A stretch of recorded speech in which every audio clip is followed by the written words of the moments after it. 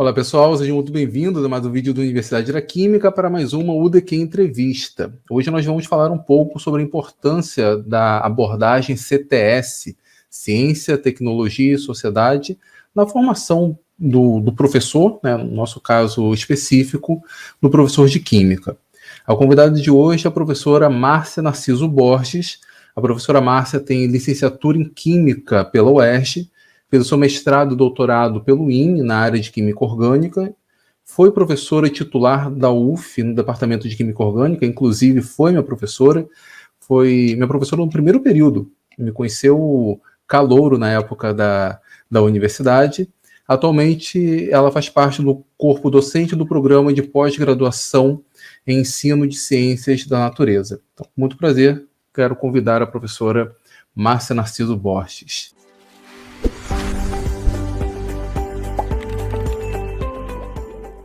Olá, professora, tudo bem? Oi, Antônio, tudo bem? Obrigada aí pela apresentação, obrigada pelo convite para estar aqui nesse seu canal aqui, super famoso, né? Bem popular entre o pessoal que gosta de química e quer aprender. Então, é uma honra estar participando aqui. É uma honra tê-la aqui, professora, de verdade.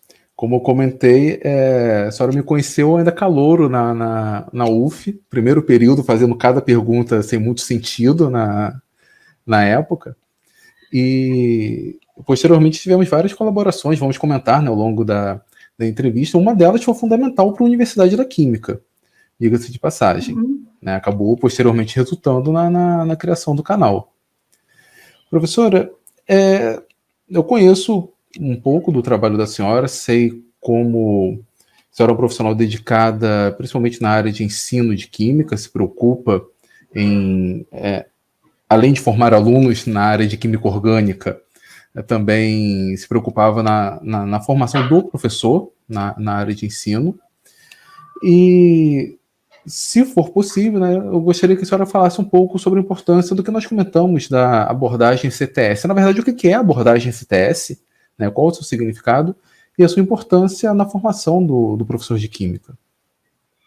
Então, Antônio, a abordagem CTS, acho que você falou muito bem no começo, porque é uma abordagem, não é uma técnica, não é uma metodologia, mas é uma maneira de compreender as ciências e principalmente no campo do ensino de ciências. Então, essa sigla CTS significa Ciência, Tecnologia e Sociedade. Antes da gente falar propriamente sobre a CTS no ensino, vamos falar um pouquinho assim como surgiu, né, essa visão e essa proposta de abordagem CTS em relação às ciências. Então, o movimento, né, esse é um movimento social que começa em meados do século XX e ele vai surgir principalmente fazendo um contraponto ao que se chamava de cientificismo na época. Então, assim, do século XIX, século XX, principalmente até metade do século XX, foi um período onde a tecnologia se desenvolveu muito rapidamente.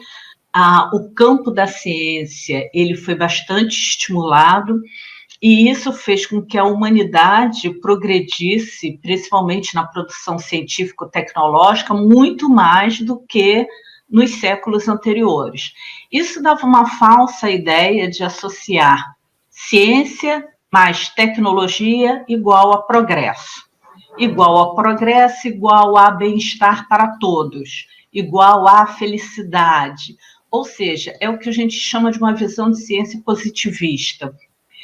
Acontece que essa ideia ela começa a desmoronar, principalmente com a Primeira Guerra Mundial e a Segunda Guerra Mundial, que a gente pode considerar como uma única guerra, que apenas teve um intervalo ali, mas todo esse imbróglio das duas grandes guerras, eles estão basicamente na mesma raiz, mas esse é outro assunto. Mas o que a gente observa é que, até em função também das guerras, começa-se a haver um questionamento muito grande do para que serve a ciência, a quem ela está a serviço, quando a gente pensa, por exemplo, em como termina realmente essa guerra, que é com a destruição, né, das cidades de Hiroshima e Nagasaki por bombas atômicas, o mundo se vê espantado sobre o que a ciência acaba produzindo no fim das contas, né? Quer dizer, se não tem um limite, se não tem um questionamento, até onde a humanidade poderia ir. Então, esse é um movimento social, começa a ser questionado por cientistas, por filósofos, por sociólogos. Uma outra questão também muito importante foi a questão ambiental. Então, tem um livro marcante, nossa, perdi o nome aqui agora, mas Primavera Silenciosa, né, que vai um livro que vai mostrar o quanto a contaminação do DDT, né, é capaz de, através das correntes marítimas, estar matando aves nos polos, né?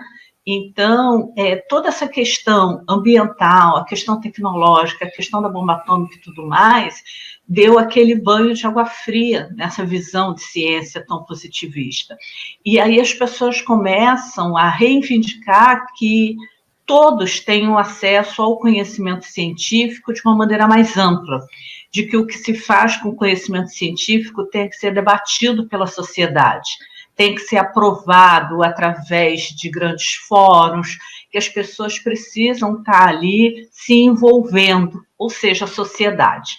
Então, daí essa tríade CTS, ou seja, que a sociedade participe com o mesmo peso com relação às decisões de cunho científico e tecnológico. Então, acho que é basicamente isso, né, que faz surgir esse movimento, que vai, assim, vamos dizer, se consolidar, ou crescer, ou ampliar, em meados dos anos de 1960, 1970.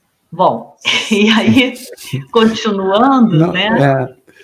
só um detalhe, não sei se a senhora vai começar a falar agora sobre a parte envolvendo a formação, né, do professor. Não sei se já chegaria nesse ponto. Mas a senhora comentou que essa é uma abordagem, essa é uma discussão já antiga, década de 60, década de 70, não começou ontem, não veio agora dos anos 2000. E quando eu fiz o meu curso de licenciatura, no início ali dos anos 2000, até ali a metade da primeira década, né, dos anos 2000, eu não me recordo de ouvir o termo. Obviamente, eu acho que o conceito em si foi discutido, foi debatido, mas a nomenclatura em si eu não me recordo de ter escutado. Ela, não sei se a senhora vai comentar posteriormente, a nomenclatura é nova? Ou já existe há algum tempo? Não, ela não é nova. E, vamos dizer assim, no Brasil, quando os pesquisadores começaram a falar sobre isso e a publicar sobre isso, é um pouco antes da época em que você estava na universidade. Essa é uma questão também, né? Os currículos, eles quase sempre não estão devidamente atualizados com relação ao que se está pensando. E para dizer verdade, que eu saiba, né, até o ano passado, e a gente não teve outra reformulação no currículo, não há uma disciplina mesmo relativa a CTS. O que tem é essa abordagem aparecendo de maneira transversal em algumas disciplinas que foram reformuladas em 2018, se eu não me engano. Lembrando que quando você entrou na universidade, você pegou o currículo novo, não sei se você lembra disso, que a gente chamava os alunos novo. Primeira turma do currículo novo, né? Então, sim, ali a gente já estava inovando muita coisa, e o currículo velho era velho mesmo, porque eu acho que ele deveria ter mais de 20 anos, alguma coisa assim. Enfim, o currículo velho, ele era um currículo, por exemplo, da mesma época que eu fiz graduação, que foi na década de 80, então ele era velho mesmo, né? Agora a gente já consegue fazer uma reformulação do currículo com uma periodicidade um pouco menor, até por conta das urgências que vão surgindo, várias modificações, inclusive do âmbito governamental, por exemplo, leis, né? que vão surgindo e que vão colocando ali inclusão de temas que antes não estavam na licenciatura. Só para ter uma ideia, por exemplo, a questão da disciplina de Libras. Era uma coisa que ninguém pensava em educação inclusiva, e isso foi uma mudança na legislação, assim como educação étnico-racial, enfim, né? Coisas que surgiram depois dos anos 2000. Mas acontece assim, entre a legislação sair e entre a universidade ter o tempo para se adaptar e a exigência de que aquele currículo seja mudado, pode botar aí pelo menos em 5 anos. Então, isso aí já é uma coisa que demora um pouco. Mas aí, assim, voltando para a questão CTS, como eu disse, surge como um movimento social, mas para que esse movimento social se sustente, e esse movimento surge na Europa e nos Estados Unidos, né, principalmente, ele precisa, aí passou-se a se entender de que precisava de uma educação, de uma formação nas escolas a esse respeito. Então, daí vai-se ter a ideia do ensino CTS, ou seja, de que essa maneira de pensar ciências e aprender ciências, ela precisa ser reformulada na base, que é na escola. Então, vamos dizer assim, um grande marco do CTS é romper com uma visão, como eu já falei, positivista de ciências. Ponto. Aquela ideia de que ciência necessariamente só traz progresso, não é bem assim. Então, se começa a ser questionado. A outra questão é entender que não existe neutralidade científica, ou seja, toda produção científica, tecnológica, ela está atendendo a uma demanda de mercado, a uma demanda política, ela atende a um determinado grupo da sociedade. Então, assim, os benefícios da ciência eles não são também igualitários. Então, a gente pode pensar aí um exemplo muito simples de medicamentos, né? Então, quem são as pessoas que têm acesso a determinados medicamentos? Será que toda a população mundial? O desenvolvimento tecnológico para levar água potável para as pessoas. A gente sabe muito bem que essa é uma questão que está deixando muita gente excluído do acesso a essa tecnologia. Então, essas são questões que devem ser pensadas no ensino CTS. Bom, mas também tem várias outras maneiras de se pensar. Então, tá bem, a gente vai pensar isso na escola, mas como a gente vai trabalhar isso se não reformular o ensino de ciências tradicional? Né? Como é que a gente vai pensar sobre isso se a gente for para uma aula de química e passar o tempo todo da aula de química ensinando equação de reação, balanceamento de reação, enfim, tudo aquilo que você sabe que a gente vai aprender como obviamente necessário, aprender a linguagem química, aprender a transformação, aprender essa ciência da natureza, mas a ideia agora é que essa ciência ela não pode estar desvinculada à realidade. Então, assim, essa ciência ela tem que ser compreendida dentro de um espaço, tempo e sociedade. Então, quando eu aprendo polímeros, é necessário que eu entenda também o que implica em ter polímeros sendo descartado no meio ambiente. Então, essa é uma questão necessária no ensino CTS. E aí, quando você fala, mas eu nunca tinha ouvido falar nessa sigla, e é isso, muitas vezes as pessoas não ouviram falar nessa sigla, mas quando a gente fala o que é que ela significa e que tipo de ensino muitas vezes também você vai lembrar, não, mas quando eu estudei, eu aprendi que eu tinha que ter essa responsabilidade. Quando você fez aula no laboratório de química, se formando, você aprendia que tinha que separar o material a ser descartado, que nem todo material poderia ir para qualquer lugar. Eu, quando estudei, já era daquela época que a gente jogava na pia e acabou. Na época não fazia mal ao meio ambiente, né? Não estava muito preocupada, aliás, nada preocupado com isso, né?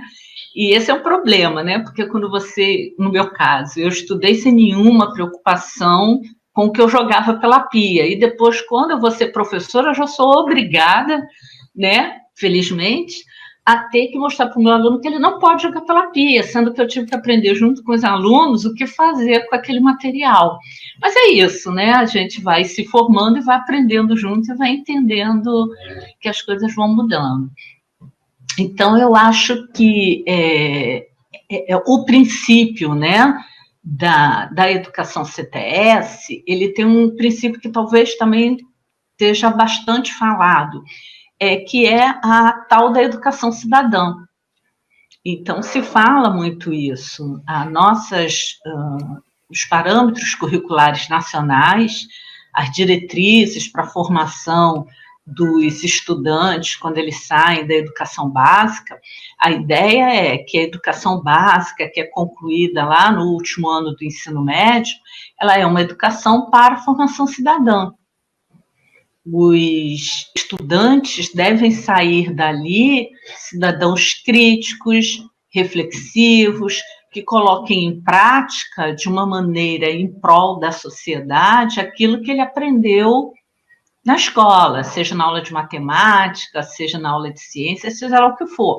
Agora, há um descompasso entre o desejável e o que acaba acontecendo na prática. Infelizmente, a gente ainda tem uma formação, aí vamos falar aqui mais do ensino médio, né, porque é a área da química, onde a química atua principalmente, aonde a preparação dos alunos acaba não sendo tanto para essa formação cidadã, mas sim para ser aprovado num concurso com acesso para a universidade. Bom, então, nesse caso, a universidade também tem essa sua parcela ao fazer seleções, né, que acabem priorizando mais um conceito relacionado ao conteúdo da disciplina do que propriamente a aplicação desse conteúdo, ao entendimento de como ele funciona, a essas questões que a gente acha que é importante com relação ao ensino CTS. Não, sim. E a senhora tocou num ponto importante, acho que infelizmente é a realidade. Existe um descompasso grande entre aquilo que a gente almeja, né, entre aquilo que nós desejamos, ou como seria a formação básica ali do aluno de ensino médio, com o que de fato acontece. E assim, a gente até discutiu a questão dessa formação mais cidadã, ou comentamos, talvez, o preparatório para uma prova como o Enem ou vestibular. Só que, às vezes, e esse às vezes é muito frequente, nem isso acontece, infelizmente. Né? Nem nesse ponto, o aluno ele nem tem o direito, ou não consegue, enfim, a ter um ensino técnico, mesmo que essa parte técnica não tenha exatamente a sua aplicação no dia a dia, que o único objetivo fosse, de fato, entrar para a universidade, ok, mas nem isso acaba chegando. Eu falo isso como ex-aluno de escola pública, vivenciei essa situação, assim, praticamente não tinha aula, e esse é um problema sério. E mais do que isso, infelizmente, eu acho que vamos demorar muito para chegar num ponto para resolver esse problema. Acho que nós ainda estamos distantes em termos de números. É a percepção que eu tenho, né? Assim, para as coisas mudarem, elas precisam de um impacto, né? Eu fico olhando agora como as pessoas acabaram tendo que se reinventar com a questão da Covid. A gente tinha, por exemplo, é claro que, né, não estou querendo aqui falar que é bom a situação, mas o que eu estou dizendo é que é necessário que haja realmente um impacto que vá muito além do simples fato de que quem não tem uma preparação mais adequada ou mais formal de ensino, não continue tendo acesso à universidade ou a prosseguir seus estudos, seja lá em que âmbito for. Ou seja, é uma coisa que acaba não incomodando muito a sociedade, porque quem fica para trás é exatamente aquele que não teve o mínimo do mínimo. A gente sabe também, eu acho que é uma coisa que tem que desmistificar, é que não necessariamente também o estudante que veio de uma rede particular de ensino e que foi muito bem preparado para ser aprovado para uma universidade pública, claro, né? Porque quando se paga muito caro, se paga para que o estudante acesse uma universidade pública, ele esteja necessariamente preparado para aquele curso. Você sabe disso.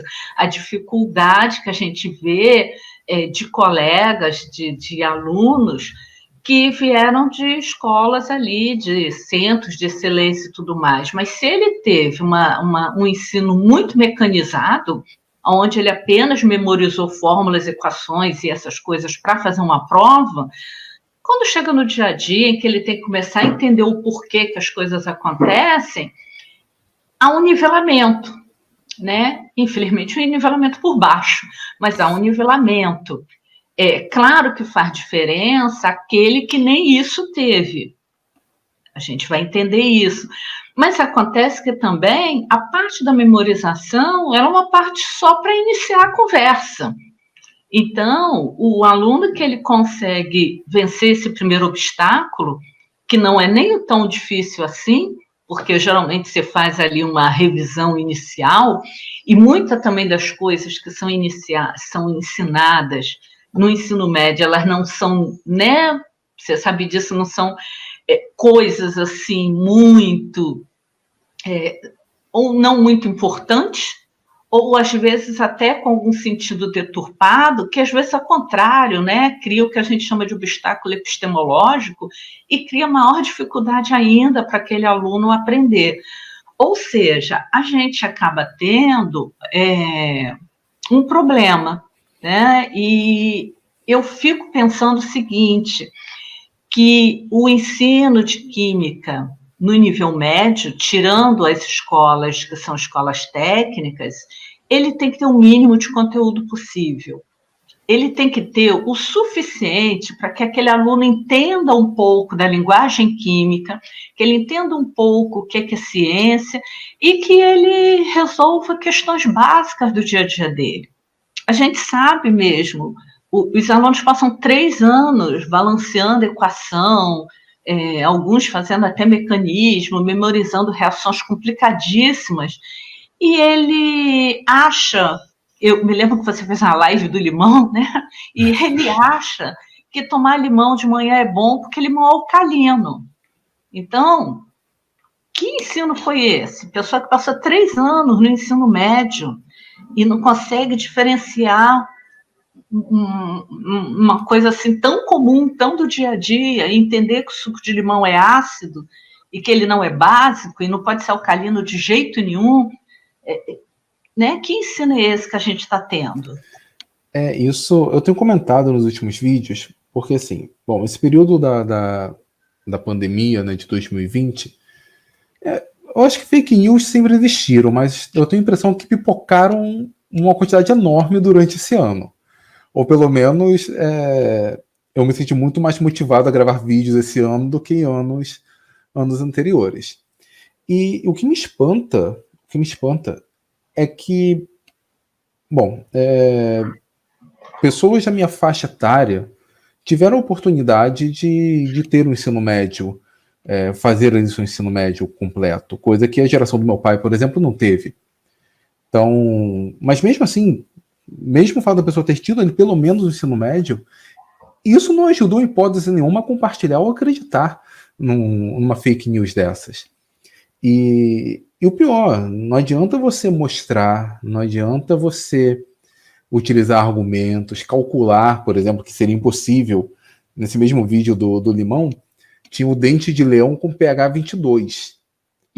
Assim, primeiro que extrapola demais a escala, mas vamos fazer uma conta de quanto que é necessário para ter um pH 22, supondo. Algumas toneladas de NaOH em 1 litro, por exemplo. Mas não adianta fazer a conta, né? A pessoa simplesmente não acredita. Ou falar que o seu sangue é tamponado, ele não vai ter variações ali de pH, você não vai conseguir alcalinizar o seu sangue, senão você morre. Nem acidificar também, né? Ele vai ficar ali naquela faixa bem, bem estreita. Mas mesmo a pessoa tendo tido um ensino médio, não serviu de vacina contra esse tipo de de notícia, o que é algo muito preocupante, né? Algo extremamente preocupante. Eu fico imaginando, eu fiquei 12 anos de ensino médio, tenho entre 11 e 12 anos da vida na escola, até finalizar, o ensino médio não, educação básica, né? Até finalizar 8 ali, mais 3, isso. até finalizar ali o ensino médio, ou seja, perdi boa parte do meu tempo de vida ali na escola, mas isso acabou não me ajudando a identificar coisas como essas, por exemplo, a ciência mais básica de todas. E aí, assim, nós estamos identificando esse problema na química porque somos professores de química. Agora, imagina a nossa deficiência em outras áreas. Porque Sim. certamente nós temos esse tipo de deficiência em geografia, não tanto em matemática, porque a gente usa muita matemática na química, mas, assim, coisas que são importantes para o dia a dia e que muitas vezes a gente não sabe, não usa. Então, assim, se eu olho uma promoção do supermercado, paga 2, leva 3 e tal, e às vezes você vai olhar o preço individual, é a mesma coisa. Então, assim, essas coisas básicas, elas precisam ser aprendidas para a formação cidadã, porque isso é que é a formação cidadã. E aí a gente perde muito tempo, talvez, eu não vou dizer que nem necessariamente ensinando coisas, mas eu acho que ensinando coisas fora de um contexto. E aí, na educação CTS, qual é a proposição dela? É que a gente trabalhe por questões temáticas aonde se mostra a necessidade daquele conteúdo. E aí você tem algumas aproximações, e por isso que não é uma metodologia e nem é uma técnica de ensino, porque você pode usar diversas metodologias e você pode usar diversas abordagens em ensino. E a gente pode, inclusive, pensar numa aproximação também com a concepção freiriana, de você pensar a educação de um determinado grupo escolar em função daquilo que realmente interessa, daquilo que vai chamar a atenção.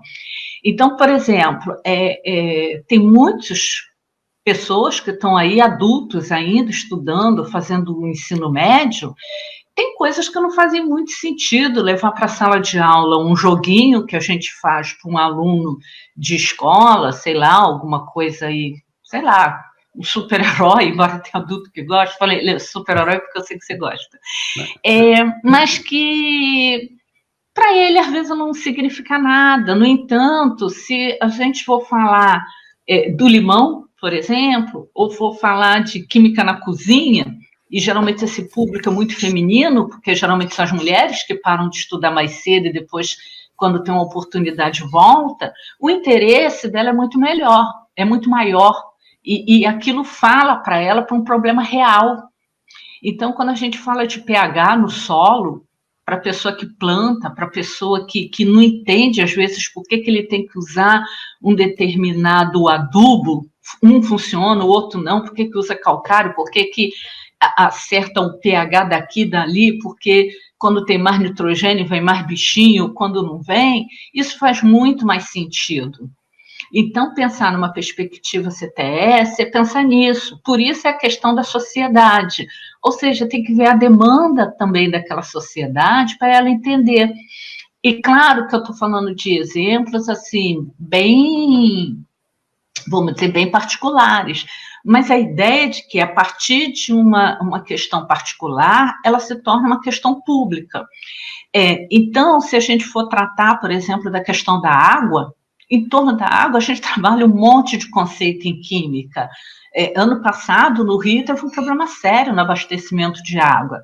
A questão da geosmina, e que, aliás, que eu soube, está voltando de novo. Foi esse ano. Esse Foi ano, na início do ano. verdade. 2020 foi esse tão ano está longo, mas pesado. foi esse ano. Mas isso mesmo, esse ano.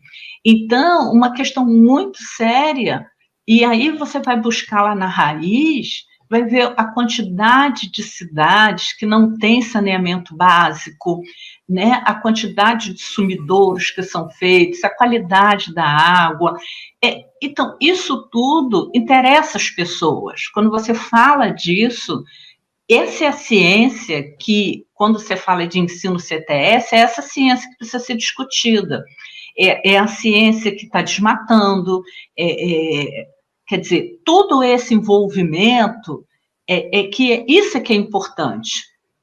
Não adianta nada você saber equilibrar uma equação e não saber utilizar na hora que você precisa. Não adianta não saber fazer a diluição, né? Então, voltando aqui à questão do álcool em gel, o que era gel, o que não era, como é que fazia o álcool, por que era álcool 70, era álcool 90, álcool 46, quer dizer, uma questão de diluição, que deveria ser uma coisa tão simples, e ela não aparece. A natureza do álcool, né, que é uma substância que é diferente da água, reconhecer se aquilo está adulterado ou não, entender de densidade, olha quanta coisa relacionada à química, e que quando chega na hora que você precisa, ninguém sabe. Então, estou pensando aqui na geografia, se me largarem ali no mato e olha para o céu, para as estrelas, eu não tenho ideia do para que aquilo serve. Eu não sei usar uma bússola. Se me girar aqui na minha casa, eu sei para que lado é o pôr do sol, para que lado né, ele se põe, que lado ele nasce, mas se taca no meio do mato, eu não sei. Então, assim, para que a gente passou anos estudando geografia se não sabia isso? Esse caso do álcool em gel, bom, acho que a primeira grande fake desse ano foi lá do químico autodidata. Ganhou bastante repercussão, chegou até a incomodar o CFQ, né? Ele recebeu uma nota exclusiva pelo Conselho Federal de Química. E eu gravei um vídeo falando sobre ele e recebi vários comentários falando que eu fui comprado, que era um vendido, ou coisa do gênero, mas me chamou a atenção, um cara se identificou como advogado e ele falou que achava que eu estava exagerando, que ele sim estava concordando com o químico autodidata, escreveu uma série de coisas. Eu respondi, olha, ele falou uma série de besteiras ao longo do vídeo, e você simplesmente comprou, e está acreditando no cara que se considera um autodidata em química. É o equivalente ao procurar a assessoria jurídica de um cara que nem conseguiu ter aprovação no exame da ordem, por exemplo, ou nem se formou em direito. Então, assim, nós conseguimos ter essa percepção porque nós somos químicos, temos essa percepção química. Mas uma pessoa que não tem, e infelizmente ali o ensino médio poderia dar o mínimo, mas infelizmente acaba não dando, a pessoa acaba comprando facilmente essas ideias.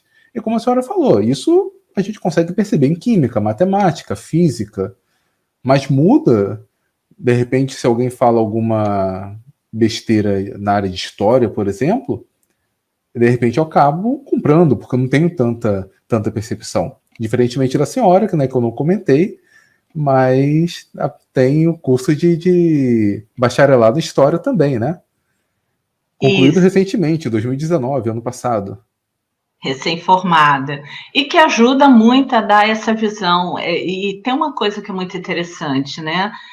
Eu acho que a ideia da educação CTS, ela ajuda a aproximar as áreas de conhecimento, porque quando você pensa em CTS, e aí eu comecei aqui fazendo um histórico do século XX, né, basicamente, ajuda você a entender como as coisas vão acontecendo. E aí você percebe os movimentos da sociedade, né? Como ela vai, ao mesmo tempo, sendo refém dessa questão da ciência e tecnologia, mas, ao mesmo tempo, também ela bota pressão.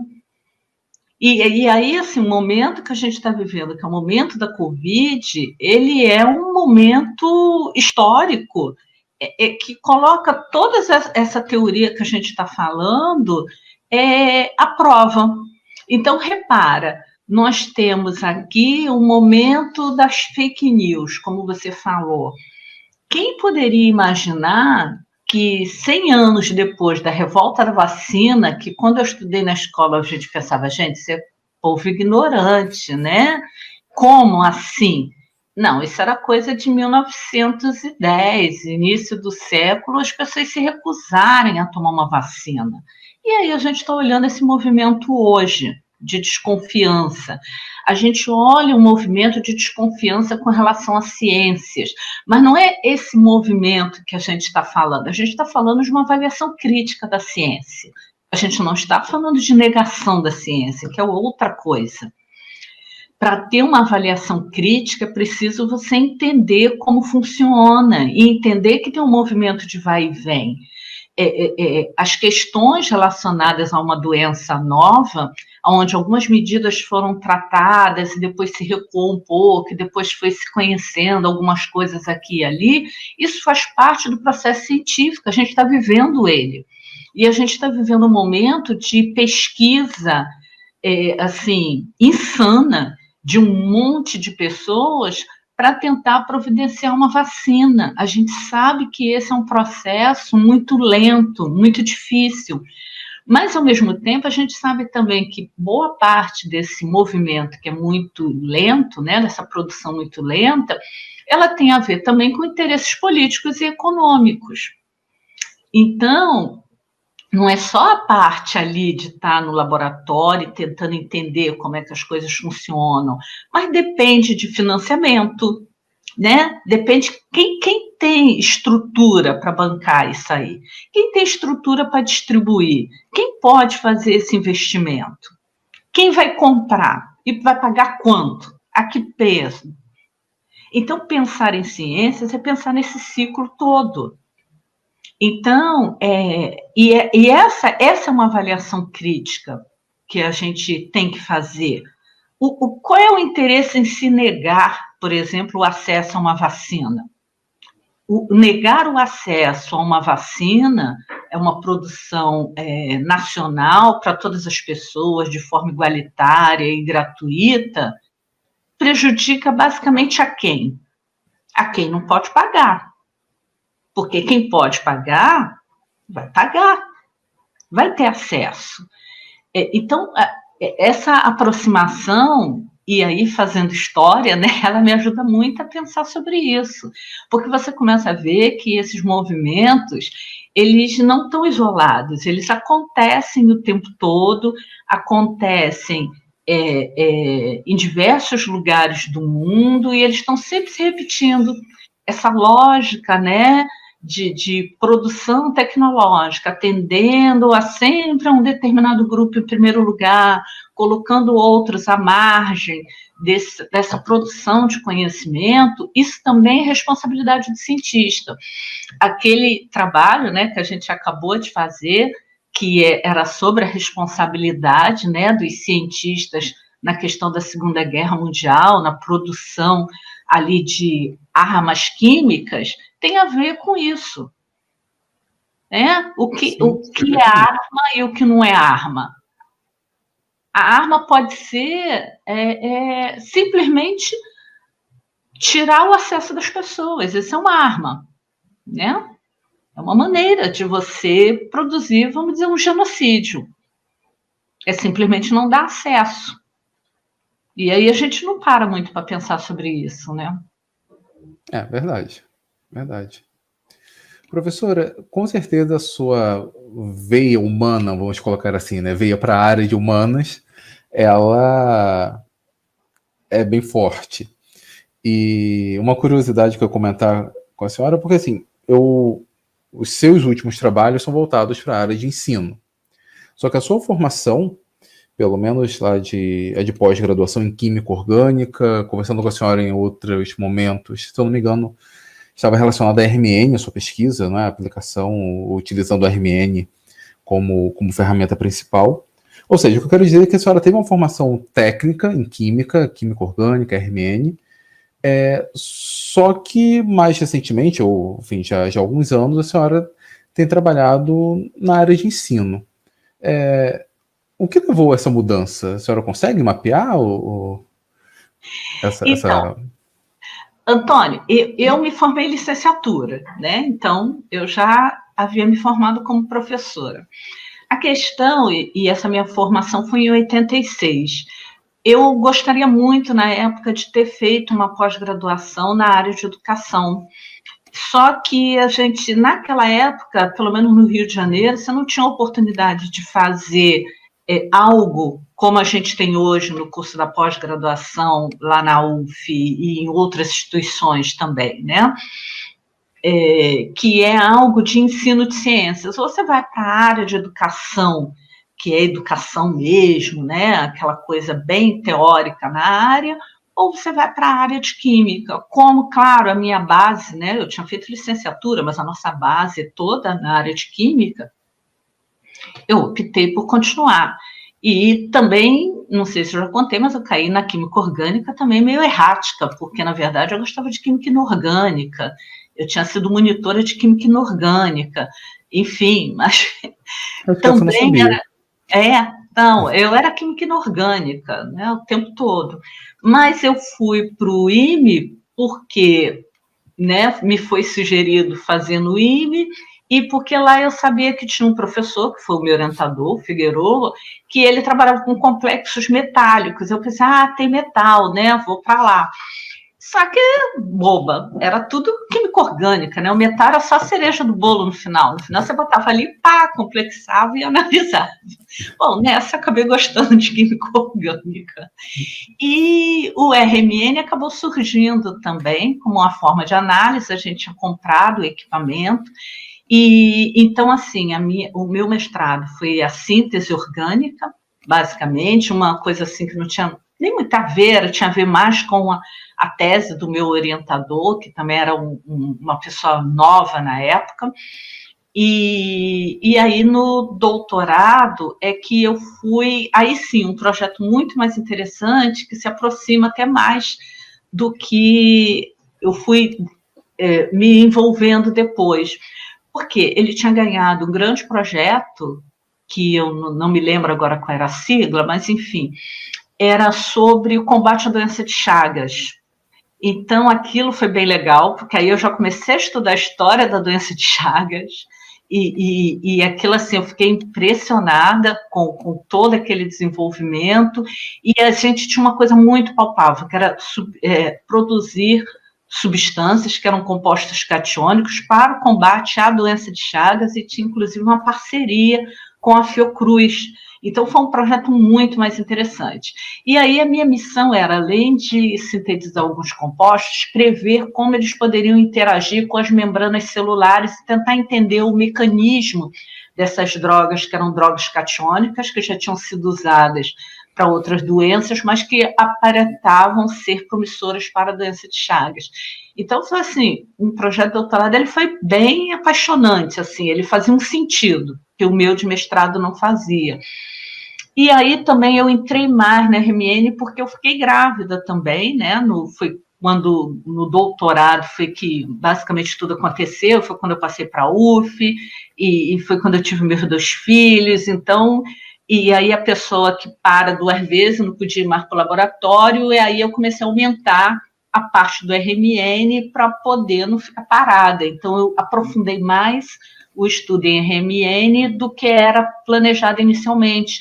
E eu sou meio assim, eu quando começo a estudar alguma coisa, eu vou gostando, e aí me apaixonei pelo RMN também. Bom, então acabou, terminei o doutorado, uma beleza. Só que a gente não tinha RMN para pesquisa na UF. Foi a época que ainda estava começando a comprar o equipamento, foi quando teve o primeiro equipamento, tinha uma demanda muito grande. E outra coisa, RMN é um equipamento muito caro, né? Quer dizer, não só o equipamento, mas a manutenção dele, toda a pesquisa em torno do RMN, solventes, tubos, tudo muito caro. E foi nessa época que eu pedi o meu primeiro projeto de pesquisa FAPERJ, né? Toda animada com a RMN. E aí eu ganhei R$ 2.500 para fazer pesquisa, o que não significa nada, não dá para nada. Né? E, enfim, nessa, tentando fazer o que eu queria, mais ou menos, aí eu comecei com aí fui voltando um pouco para a questão da licenciatura, indo para a divulgação científica, e comecei projeto de ensino de ciências na creche UF, porque meus filhos estavam na creche, e aí, eu acho que assim, foi uma coisa muito inovadora, tão inovadora que não deu muito certo, porque eu vejo que de um tempo para cá existe projeto de ciências na creche. Naquela época as pessoas se espantavam muito em ter projetos de ciências, né? A diretora da creche apoiava, mas as professoras, elas assim, tinham um medo, né? Principalmente porque eram pessoas formadas como é que a gente chama? Curso de formação de professores, né, de nível médio, que elas só têm um ano de química, nada de física, basicamente. Experimentos simples, de brincar com água, de entender como é que se forma arco-íris, que a gente pegava a mangueira, jogava contra o sol para mostrar, fazendo arco-íris. Assim, era tudo muito lúdico, muito legal, mas a gente ficou com esse projeto uns 2 ou 3 anos. E aí foi que eu conheci a Casa da Descoberta, foi quando inaugurou, na verdade, a Casa da Descoberta no ano 2000, e através de uma outra professora, que eu não sei se chegou a conhecer, que era a Denise, professora da analítica. Ah, sim, sim. Então, a Denise conheceu a Deise, né, coordenadora da casa, e me convidou se eu queria participar. Eu já tinha visto o projeto piloto da Casa da Descoberta, tinha gostado muito, e aí comecei a participar, enfim, e fiquei lá até agora, quando me aposentei, né? Foram 18 anos na Casa da Descoberta. E com isso, então, pensando a Casa da Descoberta, então, com essa aproximação com o ensino CTS, que eu fui descobrindo também, e a ideia da divulgação científica, né? E então isso tudo foi conversando, foi casando, e depois eu entrei no curso de Lato Sensu, que era o curso de especialização em ensino de ciências, que era coordenado pela DEA na época. E assim eu fui me envolvendo cada vez mais com o curso de licenciatura, fui gostando. Então, assim, o RMN foi realmente assim, um projeto que não funcionou. Talvez se tivesse os equipamentos e tudo mais, talvez eu tivesse até hoje em RMN, porque é uma coisa que foi uma experiência realmente que eu gostei. Mas eu não sou assim, uma pessoa muito fiel, não. Eu vou mudando. E aí, enfim, e fui cada vez mais me envolvendo com a área de ensino, depois com o PIBID, e depois sentindo a necessidade de entender um pouco mais da história da ciência.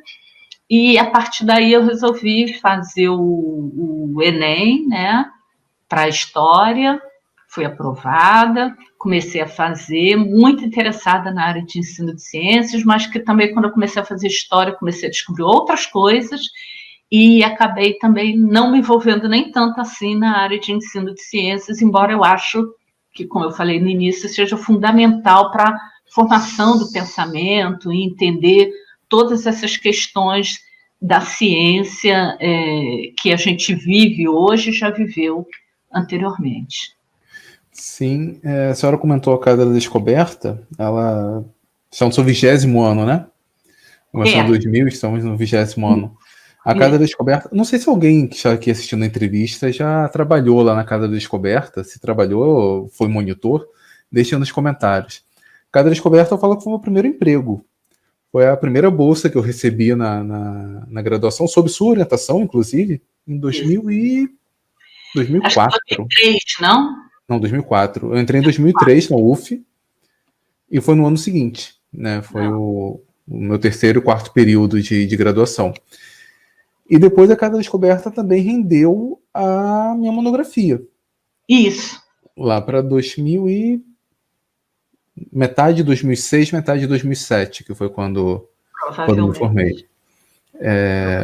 O curso que teve lá de formação de professores acabou sendo... O curso que teve nesse ano, né, acabou sendo o tema da minha monografia, que estava relacionado ao uso de museus de ciência para a formação docente, para a formação ali do professor.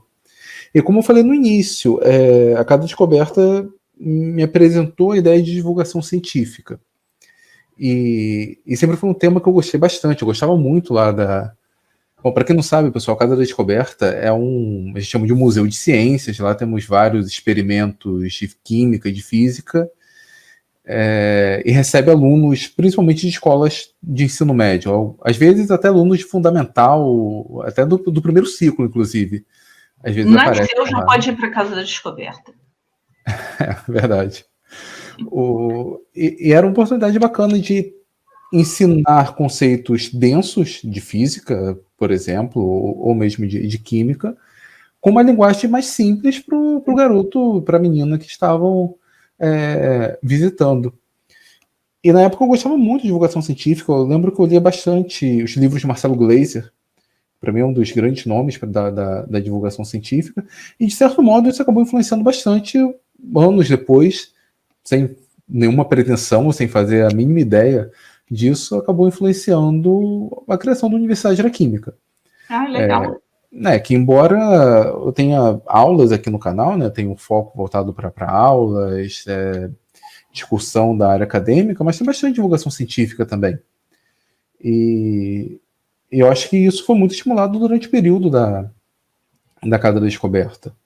Eu não sei se não tivesse ido para a Casa da Descoberta, se eu teria acho isso. assim, eu acho que é uma honra a gente saber que a Casa da Descoberta veio a te influenciar, né, na criação desse canal. Porque, embora a gente esteja num espaço que é de divulgação científica e atenda uma quantidade de visitantes altíssima, a gente precisa de outros canais de comunicação.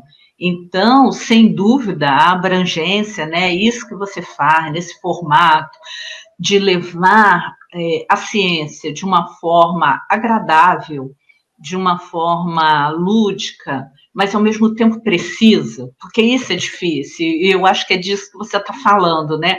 O grande desafio na Casa da Descoberta era você conseguir trabalhar com uma linguagem não cientificada, né, não rebuscada, mas ao mesmo tempo dar conta do recado. Isso é um desafio muito grande. É muito mais interessante, né, se a gente for pensar, do que numa sala de aula, porque na sala de aula você já tem aquele público ali, você sabe que linguagem você vai trabalhar. Na Casa da Descoberta é que você está falando, você tem. Chegava criança de 4 anos, chegava gente de 70 anos. Pessoas que sabiam um pouco mais, pessoas que sabiam um pouco menos, pessoas que pensavam que sabiam mais, pessoas que iam ali para desafiar, não sei se aconteceu com você, mas várias vezes, né, professores que iam também para testar o bolsista, para ver se ele sabia do que estava falando. Ou seja, de tudo, né? De tudo. Você tinha que estar preparado para tudo. Eu acho que isso é uma bagagem muito interessante. E sem contar que eu já tive depois, então, quando a gente fica 18 anos lá, né? São várias gerações de monitores, de aluno que veio a ser monitora na Casa da Descoberta porque foi visitante. Foi lá com a escola, ficou apaixonada por ciências, ficou sem saber se fazia física ou química, acabou fazendo química. Quando fez química, a primeira coisa que quis era o sonho ser monitora da Casa da Descoberta. Então, isso é muito legal, quando a gente pensa, né, que várias gerações passaram por ali e várias gerações acabaram se encantando com a ciência, né? Então, assim, você é um exemplo, né, super bem sucedido daquilo que a gente pensava em fazer. Agora, eu vou falar uma coisa, Antônio, não sei se você lembra, mas quando você era calor, e eu no primeiro dia perguntando cada aluno o que queria, porque estava ali, não sei se você lembra que você me disse que você tinha sido aprovado na UERJ em Biologia, e que a UERJ estava em greve, que você estava fazendo aula ali na UF, mas que você estava só esperando ser chamado para ir fazer biologia. E eu falei, falei isso, sim. Que era para você não ir, que você ia gostar de ficar na química. E pelo jeito você gostou, né? Acabou dando certo. Eu não sei se você lembra disso. Não, eu sei que eu falei isso, sim. Eu não me recordo se foi no primeiro dia. Se foi não, acho que eu não sei se foi no primeiro dia também, não. Mas eu me lembro que eu fiz uma rodada dessa de pergunta com todo mundo e você veio assim, eu tô aqui só esquentando aqui a cadeira, porque lá tá parado, mas eu vou fazer biologia na UERJ. Não, mas era mais ou menos isso mesmo. Eu queria fazer biologia. Se eu tivesse colocado o contrário, né, biologia para o UF, química para o UERJ, por exemplo, eu com certeza continuaria em biologia, eu não teria trocado. Sorte nossa que a UERJ estava em greve, então, né? Também. Bom, vai que... Bom, mas muito obrigado, professora. Muito obrigado mesmo pelo... não só pelo que a senhora acabou de falar agora, mas também por compartilhar a sua experiência aqui conosco. Nossa entrevista já está chegando aos 55 minutos, né? Mais de 50 minutos. É o que eu sempre falo, quando a conversa é boa, o tempo passa bem rápido. Só um detalhe, eu Eu fui seu aluno na primeira turma, fui ser orientado na Casa da Descoberta, fui ser orientado de monografia e fui, bom, no PIBID, como que eu chamo a colaboração? Professor supervisor, colaborador como professor supervisor.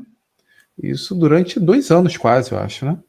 Acho que sim, quase 2 anos. Quer dizer, uma história longa, sem contar que você foi orientado Valquimar, ou seja, está na família, né? O mestrado e doutorado com o professor Valquimar, realmente. Professora, olha, muito obrigado mesmo, tá, pela sua entrevista, pelo compartilhamento do seu conhecimento, da sua experiência. E, enfim, muito obrigado e sucesso para os seus novos projetos. A senhora ainda está fazendo licenciatura? Continua com a licenciatura em Sim. História, não? Então, eu terminei o bacharelado e aí pedi reingresso, não, é vínculo de permanência, que chama, para fazer a licenciatura. E então, estou aí, fazendo a licenciatura, é bom para rever, né, outras questões, né? Como eu me formei em licenciatura em 1986, muita coisa mudou de lá para cá. E é muito bom e ter feito a graduação, porque a gente passa muito tempo dando aula e a gente se colocar de novo no lugar do aluno, parece clichê, mas não é não. Eu acho que é um exercício muito interessante para ser feito.